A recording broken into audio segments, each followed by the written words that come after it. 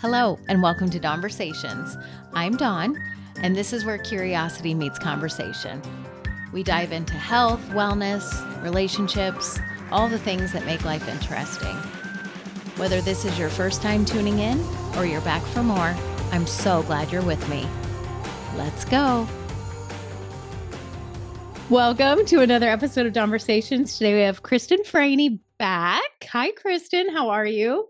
I'm great. Thank you, Dawn. How are you? I'm doing good. So Kristen did a couple of my Slow Down Sundays episodes, and you just did such a phenomenal job. So I haven't really talked to you at length, and I'm really excited about this. And we're going to talk today. One of the things we're going to talk about today is human design. I don't know if a lot of people know about it, but to start, what do you have to do in order to become a professional human design person? Like, how long does it take, or what do you have to learn? There's a lot to it. There is a whole lot to it. So, as a little introduction, most of the folks I'm coming across now have some awareness of it. They've maybe heard about it. They've maybe heard like what their type is and they've Googled it or they've put it through ChatGPT, but that's about as far as they've gone and they haven't really dug in too much deeper. And it's kind of similar to like your horoscope, right? So you might know that you're a Libra, Scorpio, and there's certain traits that you have. Right. But human design goes into a lot more detail. And I use it as one of my tools in my coaching. And reason I explained a little bit is I'm a 3-6 line. So part of my profile is a 3-6, which means that I learn by doing. And so I'm learning with each of my people as I go along. And I sort of took the decision to learn from the source. So I have the big fat like textbook that was written by Ra Uru, who had all of the downloads and codified human design. Rather than going through a certification process with any one particular person, because I didn't want to apply their lens and their lived experience to the nature of the human design. And I wanted to be able to learn it in its most pure form and then be able to apply it with my lens and my wisdom. So I've been learning it by digging into different elements of my chart and understanding from what it is that is showing up for me and how I am behaving, or what my conditioning beliefs are or conditioned beliefs are. And then I've been doing a ton of readings for people, and every single person I do, they're like, oh my God, this is like mind blown. I feel so validated. I feel so seen. Like, oh my God, it all makes sense now. And just by nature of doing those, I'm learning more and more detail through it. I love that. I think we can learn from everybody all the time. Like, that's the way that everyone should look into things, is you're going to learn something from every single person, good or bad. And so I love that. I love that that's how you're doing it. So explain it to someone that isn't familiar with it. I can give a very high level overview. Yeah, it is. It blends ancient wisdom with modern neuroscience. So we are all born into the world as our most pure form, our most pure self. And through our lived experience, we pick up conditioned patterns. And our human design is essentially, it's our energetic blueprint for how we are individually designed to lead, work, thrive, communicate, appreciate the world, learn. And it draws on the I Ching, Kabbalah, chakra systems, astrology, and all of these. Gene keys are also a really big part of it. All of these are then kind of overlapped. And the way that they all then work together determines how our energy flows through us and how we are best able to engage with the world. So some people, for example, might have more of a leaning, like mine is like that's how I learn things, right? Like I bumble around, I bump into things, I learn from it, I learn what to take, what not to take. So learning human design this way just made sense. When I tried to do a really structured way of becoming the expert and learning all of the things before I could do it, it felt really like there was a disconnect. Whereas other people are designed to be the expert. And so if they were to do it my way, they would probably be like, oh my God, there's no way I can get in front of the people without having all of the knowledge. I need to know all of the things. I need to at least have a, really good, solid, deep foundation. Because they are investigators and they need to do that research and dive in and get into the nooks and crannies before they can show up for people. And so it's dovetailed really well with all of my experience in the coaching that I've been doing for the last 6 years, where, any strategy will work or no strategy will work. And this is why, in a lot of cases, why some strategies work amazingly well for other people.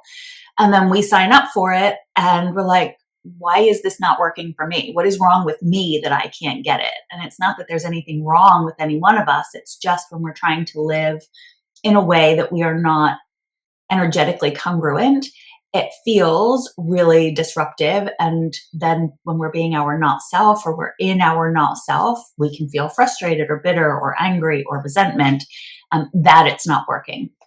And so, big part of what I've always believed too is instead of necessarily trying to make all of the things that we're not good at better or get good at the things that we're already not good at, what happens when we magnify and get really good at the things we're already really good at? And so these all kind of come together in one really good kind of strategy and way of understanding how to do that without having to guess what's going to be the right strategy. Yeah, I love that. Mm. Which component of it did you feel like it nailed you? Like you were hearing the feedback and thinking like, was it the astrology part? Was it the religious part or spiritual part? Like what part of it really resonated? Yeah. Well, I feel like it's more in terms of how it defined some of the ways that I am.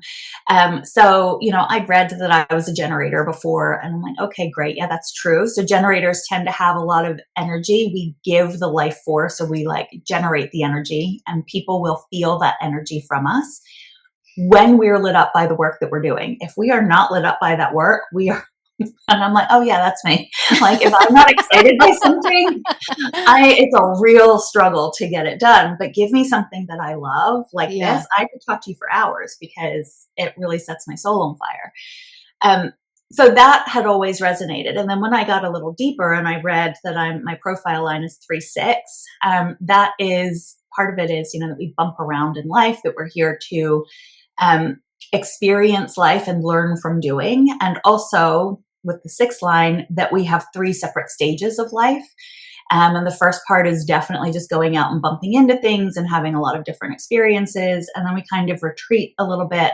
All of those life lessons settle in, and then we come back out with some wisdom. And that's when people start looking to us for a little bit more, I say leadership, but not leadership in terms of like Like being the boss. guidance?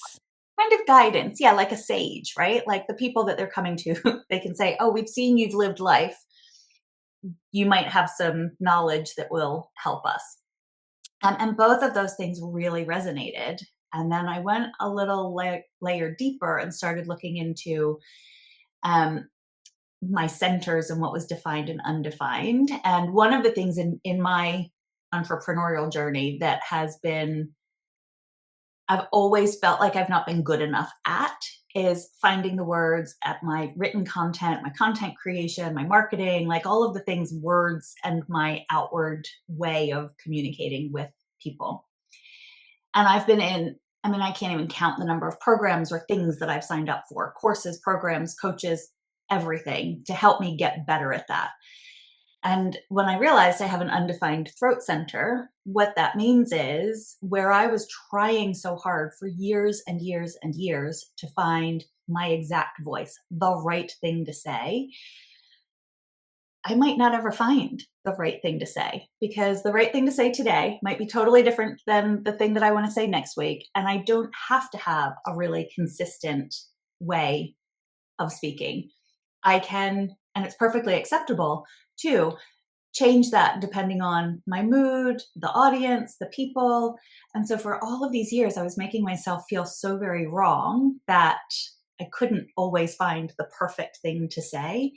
And as soon as I was like, well, perfect, it's not there. It doesn't exist for me. Like I'm never going to feel that that piece is necessarily complete. And so being able to accept that it is fluid has been one of the biggest game changers in my business. Just entirely changed Yeah, everything. that's amazing. And when you think about it, like perfect compared to who or what, you know? Like if you realize that the way that you do it is perfect because it's Kristen's way, and then the people that it really syncs with, they're like, I like it because Kristen talks in a way that I can, it's the way that it's received more than what you're saying or how you're saying it. Yes. Yeah, totally. But with that undefined center, it's almost like it just feels like it's a disconnect, right? And so there was that validation of, well, this is how I am, this is what I want to say, and it's even back to the last coach that I worked with, or one of the mentors I worked with this year. And there was some elements of my business that I wanted to bring in, and I wanted to be able to show up fully as myself. And she's like, I don't think you should really put that part into your business. Like, I think they should be totally separate. And, in terms of marketing, it's probably not going to, it's not necessarily going to help you. Like, show it as your personality as part of like your content pillar or your outside of work stuff, but don't make it part of your work and what you do. And so I listened, like a dutiful person, like I shouldn't talk about all the things. Yeah. And then I realized, no, like it is part of me. It is part of what this moment is asking for. It's part of my experience. It's part of how I've lived my life. And shaving off parts of myself is not going to help me in any way. And there was also a real big disconnect because that's what I help other women figure out, is how not to shave off parts of themselves. Right, right. Oh, here I'm doing it myself. And so once I validated myself for that. It's almost like, gave myself permission to not worry, gave myself permission to feel okay that I might not always know exactly what to say, that I'll say the right thing. Like, it's fine. I'll say, we'll figure it out. And there's so much less pressure, so much. It's just, and since I've done that and integrated human design in my business, um, it's been like a breath of fresh air, and everything is just easier than it used to be. Gosh, I love that for you. What a Mhm. weight off. And anytime you can be your true authentic self is a win-win. Oh, absolutely. So Absolutely. when you had originally connected with me, I went back and I was looking at your email, and you said that you help women figure out why their nervous system might be acting up with to fight against change. So Yes. what is it that's happening? What is it that is it fear? Is that the bottom line? It's fear? Most of the time it's fear. So our nervous system wants us to always feel safe. And I remember a big part of the conversation we were having then is like, and for so many women, it's we get to this point where we want change and we can almost see we want it to be on the other side, but we're still bumping up against some invisible walls. And our nervous system might not be letting us get to that level of change that we want to get to. And it's sort of the hidden intention a lot of times that's behind what's coming up for us. Um, and our nervous system wants to keep us safe. And the newness or the change or that new way of being that might feel like it's much more true to ourselves and much more authentic still feels unsafe for our nervous system because it's not how we've always operated. And our nervous system, at the end of the day, just wants us to be safe. And so a lot of the women I'm working with, they want to feel more confident in how they're speaking or how they're showing up in front of people, or they want to take their business on, to a new level. And that means they have to get in front of bigger audiences or they have to speak to different people. And they might say, like logically, everything makes sense. They feel like they're ready for it. They want to Yeah. make more money. They want to have more impact. But by doing that, their nervous system is like, womp womp, it's not safe for you to go in front of those people, right? Like your story is that it has to be hard, or your story is that you're not confident in front of people. And so, even if logically they don't know what that narrative is that's coming up, the nervous system sort of supersedes it all and says, no, we're not going to let you put yourself into that situation that is unsafe. How do you know if it's fear or if it's, your gut intuition that's saying, "This isn't a good fit"? Is that how do you know the difference? That's a great question, Dawn. Um, I think that there's not necessarily any one particular answer to that, because sometimes your gut intuition might be the thing that you need to listen to, right? Mhm, right. Um, More often than not, it is. And sometimes it's okay to be afraid. And maybe your fear that's coming up is a very justified fear. Um, so with my clients, what I would say is, okay, so what are the other options? Like, what is coming up? What's behind it, right? Like, what, when you say it's fear or I'm afraid of this, like, what is the fear really of? And I probably would ask it, in a few, Mhm. wouldn't be quite so direct, because their nervous system is just going to put up the walls and not even let them answer that question, because logic Right. come into play. But it's being able to, as much as we hear it all the time, it's peeling back the layers to really understand what's the thing behind the thing. And a lot of times, we've been told that success needs to look a certain way, or we need to follow a certain path, or as women especially, we're told you have to be logical about it, don't be so emotional, don't trust your gut. And it's discouraged in us from such a young age. Like, it's just always been with us and always the Mhm. conditioning that we've been carrying, that it can be really hard to override. So even though you might feel like, okay, this is my instinct, my gut intuition that's telling me something, it could still be that your brain is creating a narrative. And so having safe spaces where you can talk about it, or even just, taking time to say, okay, what's really coming up for me here? When I say I'm afraid, what is it that I'm really afraid of? And kind of, pulling that back. For me, it was being afraid of looking, silly in front of people. I'm like, well, it's just, or looking like I wasn't the expert. And I'm like, well, I might not have as much knowledge as someone else, but that doesn't mean I'm not expert in it and we can't figure it out together. And so it's figuring out what is what's the real thing that is at play. And if it's fear, maybe it's still justified and it's not the right time to lean into it. But if you feel that that thing, that narrative, that you're afraid of getting up on stage or whatever it is stopping you from doing what you want to do, then oftentimes doing it in a smaller scale way, and looking for evidence of when we have actually overcome whatever that fear is, helps our nervous system to see that we can still do it safely. So, one of my clients says, she gets terrified every time she has to post something on social media because she's Mhm. afraid of what her friends are going to say and what her family's going to say. And, people are going to ignore it, or she might look silly. And one of the things that she and I have done is we've worked to create like an evidence bank of when are all of the times that you have shown up and shared your opinion and it's been well received. And start looking for evidence to the contrary of this fear that you have. Um, and then when she's having to do the thing, she goes back to her evidence bank and it's like, oh yeah, I shared this, on somebody else's Facebook group, or I shared this comment on a post. It's okay for me to do this. The world didn't end. So then her brain starts to see the positives that have come from it instead of just the negative loop that her brain is presenting her to keep her safe. Yeah, because that loop can seem so real, even if Oh it's yeah. not. Even if Oh it's not, and even if it's trying to protect you, but it can play enough times where you can really spiral. yeah. And, Hmm. with social media and just everything is so in your face now. So Hmm. people do worry about not just, "Is my hair okay?" But is it, "Am I cringe? Am I gonna say or do something where somebody in the family is gonna see it and they saw it, but they didn't say anything?" Yeah, yeah, and You we get caught up in all of those loops and just Yes, running all of those stories. and But it's more often than not, they are just stories that we're right, creating.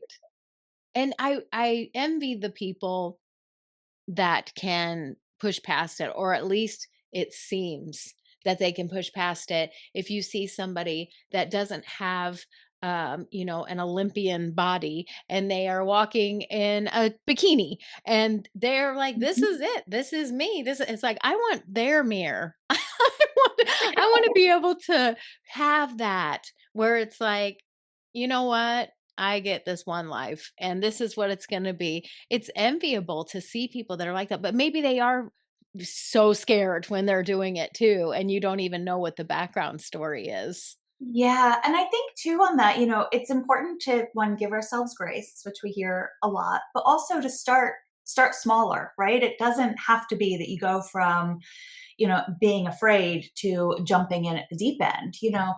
Dip your toe in, do it small first. I think back to, gosh, when I was first in Bali and I started my business, and I was hearing all of my coaches and all of my friends say you should go live and you should record videos and do the things, and I was terrified. Yeah. Like, genuinely terrified. I would write things out. I would have like proper scripts, but I didn't have any tech to figure out how to do this. Had no idea what I was doing. So I'd have my phone in one hand, my little tiny notebook in the other. I'm trying to hold those up and get in the good light and make sure the sun's not in my eyes. And the little kid that lived in the same place wasn't coming down on his bike, and all of these things, like trying to hold it and look professional and sound like I knew what I was talking about. I had no idea what I was talking about. And but I was absolutely terrified then to go on and do it. And I was terrified that all the people were going to see me, right? Everybody, like I was going to be out in front of the world. And you know who was watching my social media? My mom and my aunt, right? Right. Nobody else even had any idea or any clue. So it was totally this whole story that I had created, that I was going to fail in front of the people, or I was doing this whole performance in front of the people. And it took me a beat. I was like, you know what? This is, instead of thinking about it that, I'm going to fail in front of thousands of people, nobody's looking at it. Like, just get on and start doing the things and start feeling comfortable.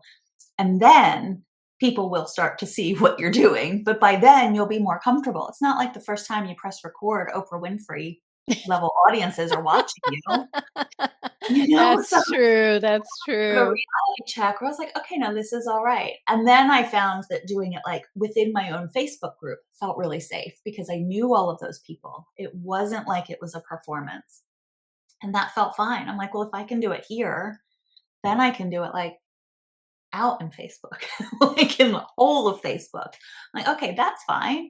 And then once I could do it there, it's like, oh, well, now I'm just out in the world. Like, it's 'Cause you're okay. used to it, used to going through the motions. Because that is true. Yeah. If you know there's not a lot of eyes on you doing it, then it doesn't seem as intimidating or scary, Yeah. but, yeah. What are you scared of now? Have you pushed through most of it, or do you feel nervous when you get on social media still?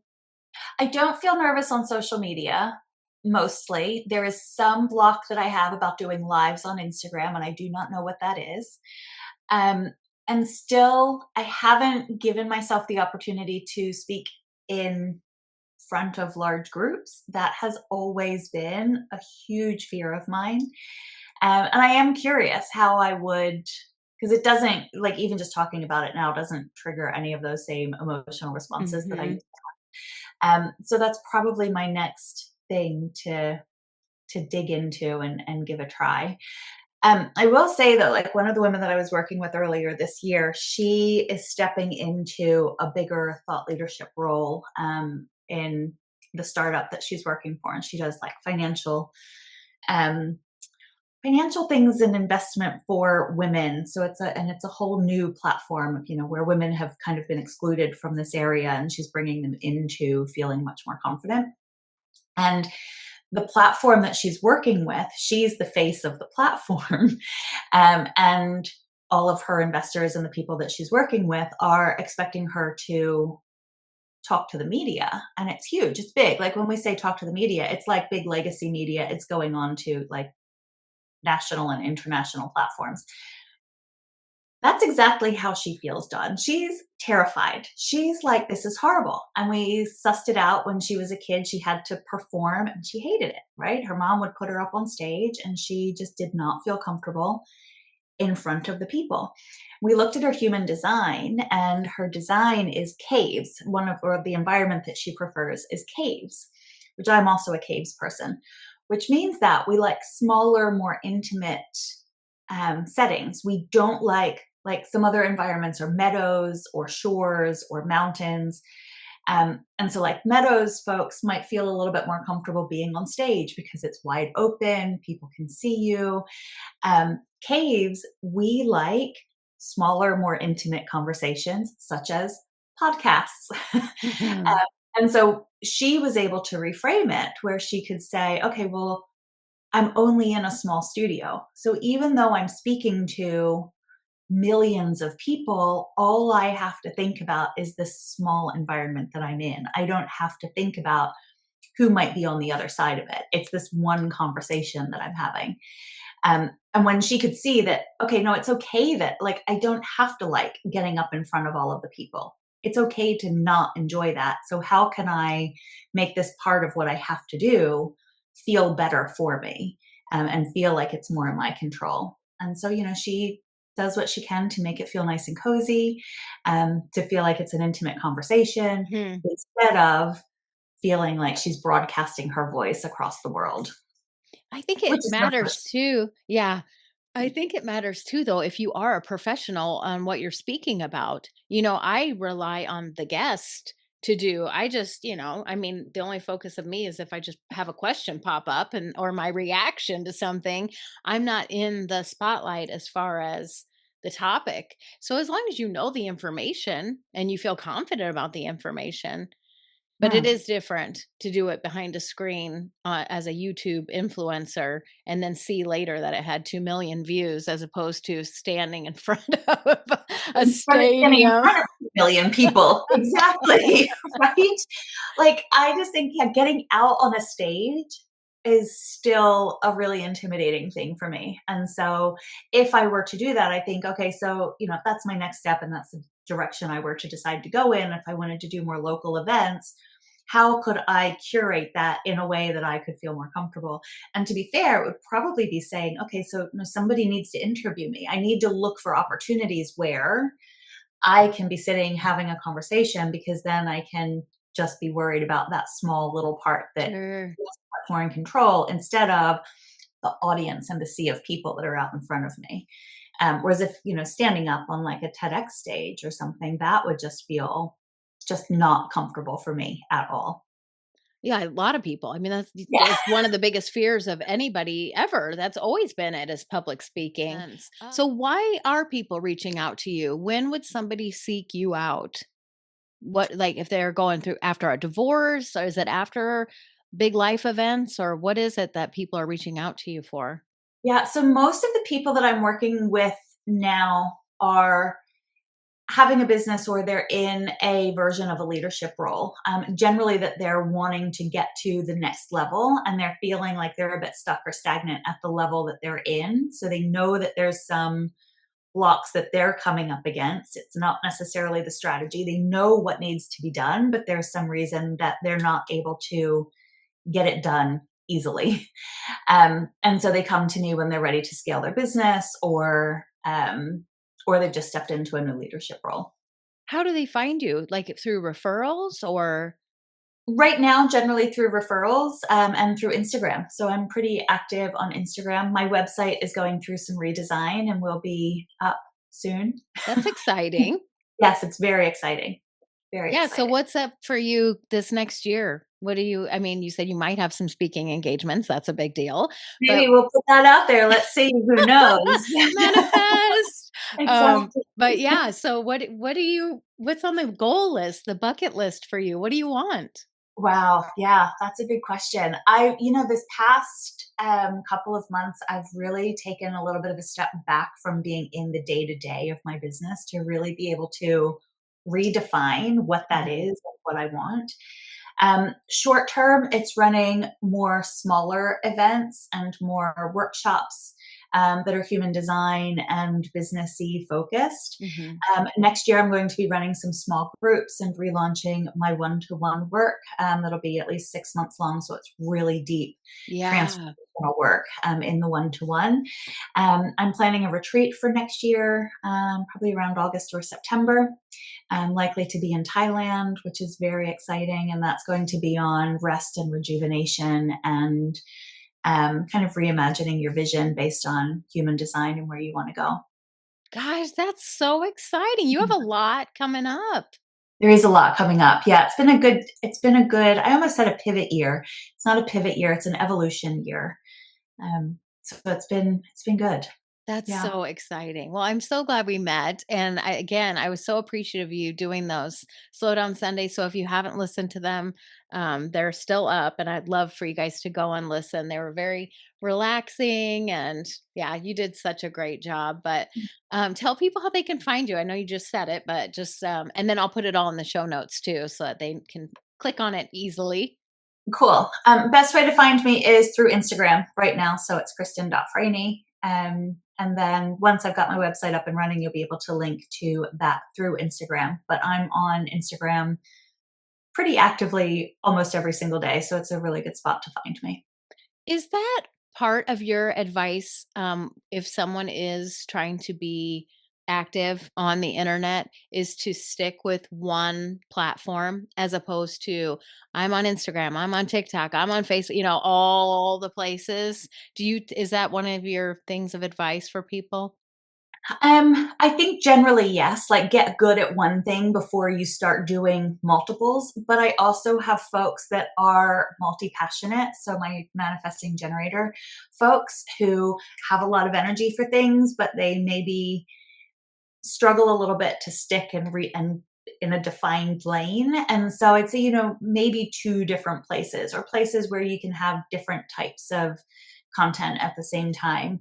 Um, but each of the platforms is so wildly different that if Yeah, somebody is just starting out, it can be really overwhelming to try to learn the mechanics of the platform while you're also trying to learn your voice and redefine your offer and perfect your pricing and get confident in your pricing and hone your craft and all of those other things while you're also trying to learn something that's external. So, most of my clients, the best way that we've identified is get really good at one particular platform. And from that platform, draw everybody into your email list and have really good, juicy conversations with folks in your email list. In terms of platform, is anyone better right. or like it's wherever you feel most comfortable. Whatever you thrive in the most is going to be the best one. Yeah, yeah, I think that's so smart, and they say to really go to the ones that you like to go to when you're not working. Do Yeah. you like to hang out on Instagram? Do you like TikTok? And I have done that. I have all my stuff everywhere, and it's not that it's because I have endless energy. I was sitting there thinking, does your thing change? What's the lazy one? Well, the lazy one. So here, do I have time Yes, to give you a really go quick rundown? ahead. So we've got manifestors who are the folks that kind of move the collective along. They have the ideas and the new ideas of what needs to be done or could get done. There's generators who are the ones, they're generally the good doers. So if you combine a manifestor with a generator, the generators can take the manifestor's ideas and get them done, but they've got to find ideas that they're really excited to work on.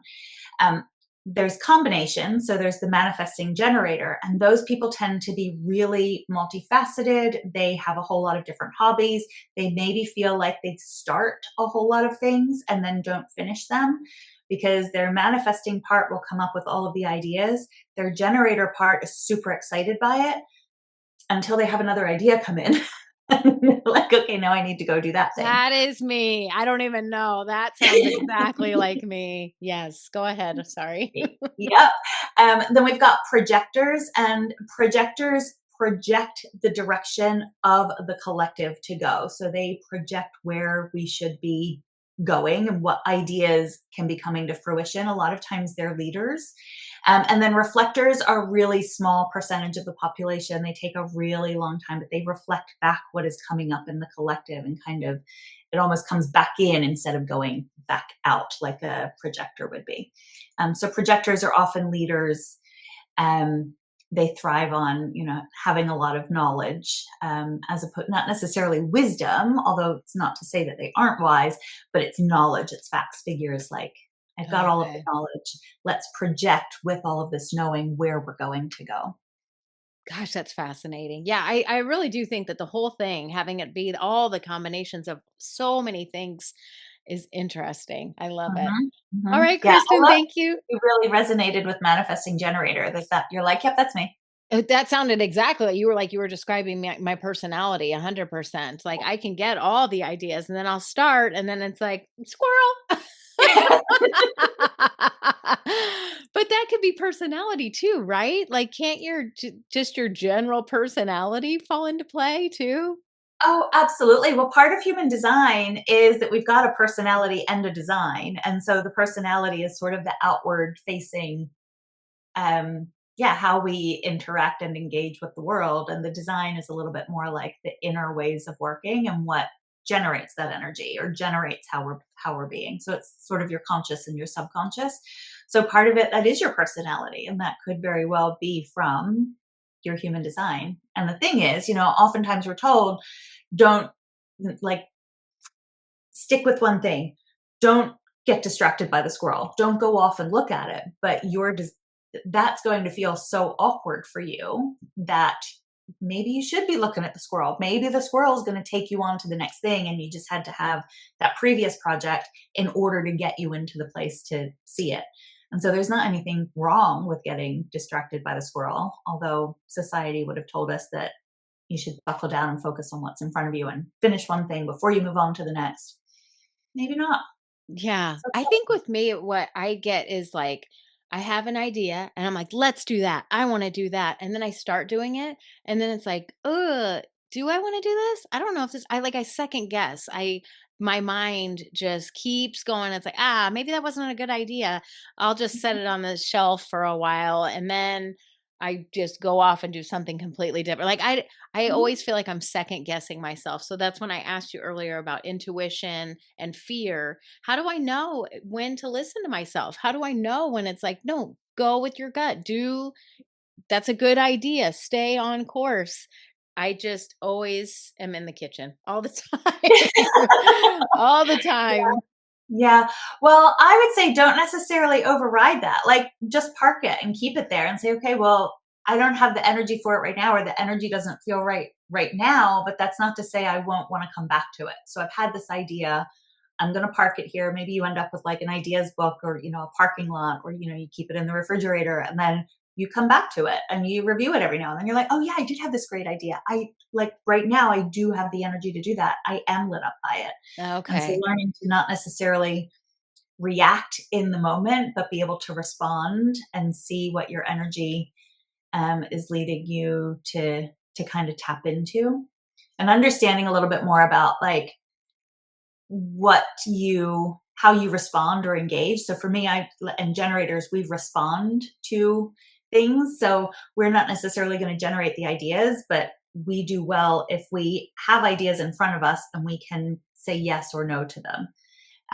You might want to write out an emotional response a little bit more, and it might be like, okay, I've got the high, I got to go through the low of it too before I know what's the medium ground. Yeah, I like that idea of just parking it and then referring back to it later and seeing if it's Mhm. still like when you said that's what lights my soul up. That's such a cool term because that's what everybody Mhm. wants. Everybody wants to feel that passion and drive and excitement for Mhm.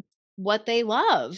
Yeah. That's the goal, whether it's your job or if it's falling in love or having a family. Like everybody wants to feel that big heart fullness, that soul Mhm. fulfilling kind of feeling. Yeah. Yeah. I am so glad we talked. This is Me great. too. I know. I could keep talking forever and ever with you. This is great. Fabulous. All right. Gotta Thanks be so with you. much, Kristen. We'll see you Thank later. you, John. All right. Take care. All right. Bye bye.